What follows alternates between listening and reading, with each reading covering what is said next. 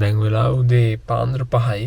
අද අපි ලෑස්ති වෙන්නේ Acousticians diary vlog එකක් කරන්න. අද අපි යනවා වෙනස් තැනකට. ඒ කියන්නේ නුවරඑළියේ මහමෙවුනා අසපුවට අපි යනවා.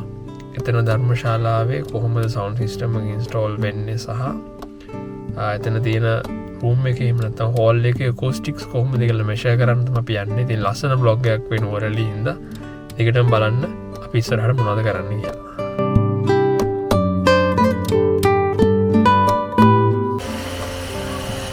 අපිට 11:35 විතර වුණා මෙහෙට එනකොට. ඉතින් මම ඩ්‍රයිව් කරන් ආපු ඉඳන් මගට ෆුටේජස් නම් ගන්න බැරුණා. ඉතින් දැන් අපි ඇවිල්ලා ඉන්නේ නුවරඑළිය මහමෙවුනා අසපුවට.